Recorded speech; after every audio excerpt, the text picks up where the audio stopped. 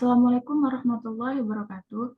Halo semua, perkenalkan nama saya Adi Maslika, mahasiswi Fakultas Ekonomi Prodi S1 Manajemen Universitas Islam Sultan Agung. Di sini saya ingin memaparkan tugas mata kuliah Islam dan Disiplin Ilmu dengan dosen pengampu Bapak Dr. Andes Haji Bejo Santoso MT PhD dengan judul Maslahah Mursalah. Definisi maslahah mursalah adalah kemaslahatan yang tidak ada ketegasan untuk memakainya atau menolaknya.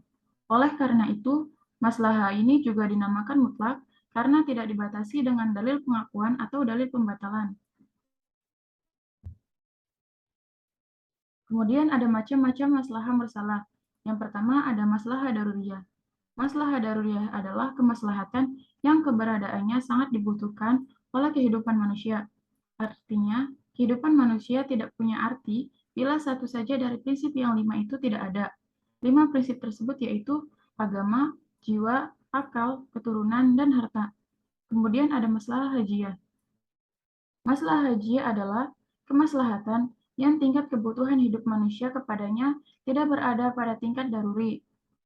Bentuk kemaslahatannya tidak secara langsung bagi pemenuhan kebutuhan pokok yang 5, tetapi secara tidak langsung menuju ke arah sana, seperti dalam hal yang memberi kebutuhan hidup manusia. Masalah hajiyah, jika tidak terpenuhi dalam kehidupan manusia, tidak sampai secara langsung menyebabkan rusaknya 5 unsur pokok tersebut. Kemudian ada maslahat tahsiniyah. Maslahat tahsiniyah adalah kemaslahatan yang sifatnya komplementer atau pelengkap, berupa keleluasaan dan kepatutan yang dapat melengkapi kemaslahatan sebelumnya, yaitu maslahah al-hajiyah. Dimaksudkan agar manusia dapat melakukan yang terbaik untuk penyempurnaan pemeliharaan 5 unsur pokok tersebut. Maksud dari maslahah merupakan konsep yang dijadikan sebagai pertimbangan utama dalam menyelesaikan masalah-masalah hukum Islam.